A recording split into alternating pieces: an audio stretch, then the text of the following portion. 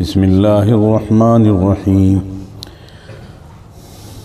وقلنا يا آدم اسكن أنت وزوجك الجنة وكلا منها رغدا حيث شئتما ولا تقربا هذه الشجرة فتكونا من الظالمين فأذلهما الشيطان عنها فأخرجهما مما كانا فيه وقلنا اهبطوا بعضكم لبعض عدو وَلَكُمْ فِي الْأَرْضِ مُسْتَقَرٌّ وَمَتَاعٌ إِلَىٰ حِينٍ صدق اللہ العظیم۔ باری تعالیٰ نے آدم علیہ السلام کو اعزاز اکرام کے لیے سجدہ کرایا فرشتوں سے۔ سارے فرشتوں نے آدم علیہ السلام کو سجدہ کیا۔ اب باری تعالیٰ اعزاز اکرام کے طور پر آدم علیہ السلام کو جنت میں رکھ رہے ہیں۔ باری تعالیٰ فرماتے ہیں ہم نے کہا آدم سے کہ تم جنت میں داخل ہو جاؤ اور اسی میں رہو۔ آدم علیہ السلام جنت میں چلے گئے اور باری تعالیٰ نے اجازت دے دی جو چیز یہاں ہے خوب خوشی سے کھاؤ، نہ ختم ہونے والی ہے اور نہ ہی وہ ایسی ہے جو تمہیں نقصان دے گی۔ آدم علیہ السلام رہتے رہے۔ تنہائی میں آدم علیہ السلام کو وحشت محسوس ہوئی کہ اکیلا ہوں، یا اللہ مجھے کوئی ساتھی چاہیے۔ باری تعالیٰ نے جب آدم علیہ السلام لیٹے تو بائیں پسلی سے حوا پیدا کر دی جو آپ کی دلجوئی کرے گی۔ جب آپ نے اٹھ کر دیکھا کہ حوا ہیں، پوچھا ان سے تم کس کے لیے ہو؟ کہا میں آپ کے لیے پیدا کی گئی ہوں۔ تو آدم علیہ السلام نے ان کو ہاتھ لگانا چاہا، چھونا چاہا، حکم آیا کہ نہیں، جب تک اس کا مہر ادا نہیں کرو گے تمہیں چھونے کی اجازت نہیں ہے۔ پوچھا اللہ مہر کیا ہے؟ بتایا گیا مہر میرے محبوب صلی اللہ علیہ وسلم پر درود پاک بھیجنا ہے۔ آقا مدنی صلی اللہ علیہ وسلم پر درود بھیجو گے تو تمہاری بیوی کا مہر ادا ہو جائے گا۔ چنانچہ آدم علیہ السلام نے آپ صلی اللہ علیہ وسلم پر درود بھیجا تو آپ کے لیے حضرت حوا حلال ہو گئی۔ بہرحال دونوں کے دونوں جنت میں رہتے رہے۔ شیطان کو چونکہ آدم علیہ السلام کو سجدہ نہ کرنے کی وجہ سے دھتکار دیا گیا تھا، ملعون قرار دے دیا گیا تھا، تو اس کو آدم علیہ السلام سے بڑی دشمنی تھی، بڑی جلن تھی کہ اس کی وجہ سے میں دھتکار دیا گیا۔ تو اس نے حرب اختیار کیا آدم علیہ السلام کو جنت سے نکلوانے کا۔ حربہ کیا؟ سانپ کے منہ میں بیٹھ کر جنت میں چلا گیا اور آدم علیہ السلام سے گفتگو شروع کر دی۔ کہنے لگا تم جو یہاں اعزاز اکرام میں رہ رہے ہو یہ تمہارے لیے ہمیشہ ہمیشہ رہنے کی جگہ نہیں ہے، بلکہ تمہیں تو ایک دن موت کے گھاٹ اترنا ہے، مرنا ہے تمہیں۔ آدم علیہ السلام نے پوچھا موت کیا چیز ہوتی؟ تو اس نے جانور کی شکل اختیار کی اور مرنے کے قریب ہو گیا، روح نکلنے کے سے آثار بنائے، جس سے آدم علیہ السلام دیکھ کر گھبرا گئے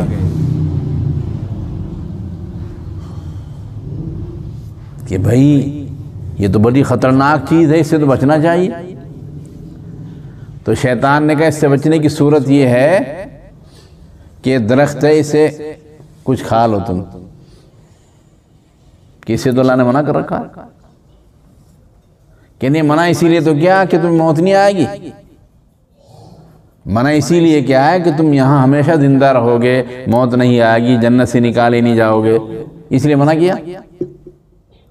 آدم علیہ السلام بیچارے تردد میں پڑ گئے۔ تو جب تردد کو دیکھا شیطان نے کہ آدم اب تردد میں ہے، تذبذب میں ہے، وَقَاسَمُهُمَا إِنِّي لَكُمَا لَمِنَ النَّاصِحِينَ، قسمیں کھانے لگا۔ اللہ سبحانہ وتعالی قسم کھا کر کہہ رہا میں تمہاری خیر خواہی میں تمہارے لیے بات کر رہا ہوں۔ جب آدم علیہ السلام کے سامنے شیطان نے قسم کھائی تو آدم علیہ السلام نے سوچا کہ اللہ کی جھوٹی قسم کون کھا سکتا ہے، سچی ہوگی، تو اس درخت کو کھا لیا، اور جیسے ہی کھایا فوراً جو کپڑے جنت کے تھے وہ اتر گئے، درخت کے پتے جنت کے توڑ توڑ کر اپنے جسم کو ڈھکنا شروع کیا، مگر کہاں ڈھکے جا سکتے تھے؟ اللہ سبحانہ و تعالیٰ نے فرمایا اب کہاں جاؤ گے؟ جو میں نے منع کیا تھا تم نے اس درخت کو کھایا، اب تو تمہیں اس کا خمیازہ بھگتنا پڑے گا۔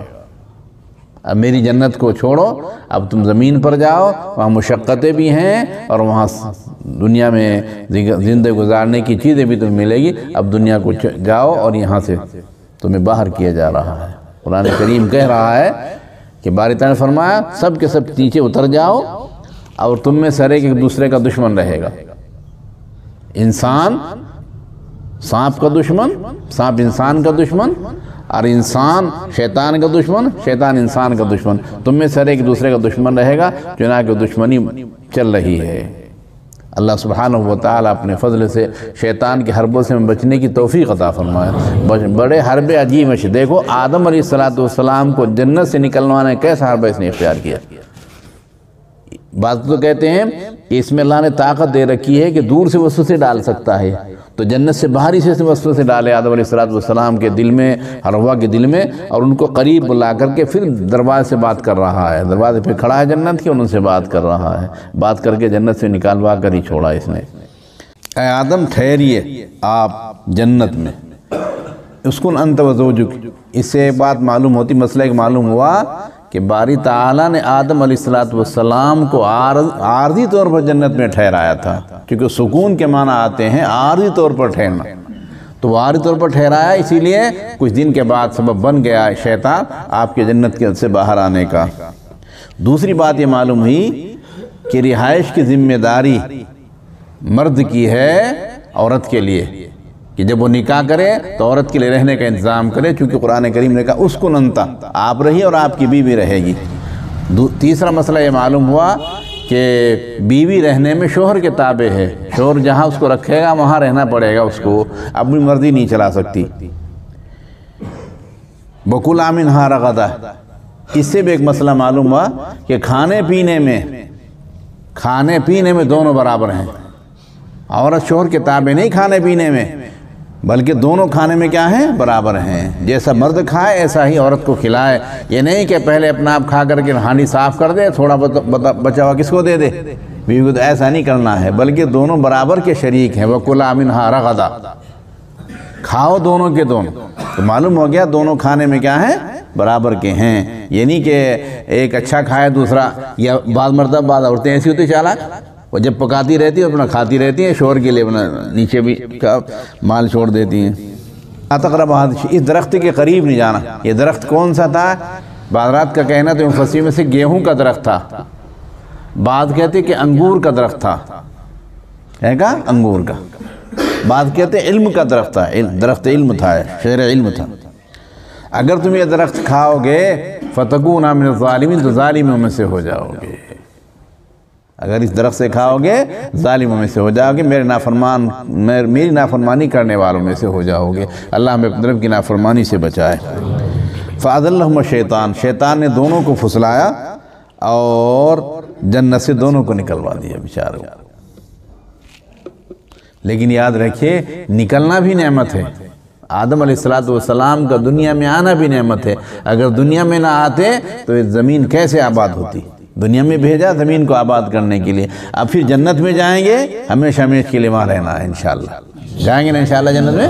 انشاءاللہ جنت میں پھر وہاں ہمیشہ ہمیشہ کے لیے رہنا ہے، عارضی رہائش نہیں ہے وہاں۔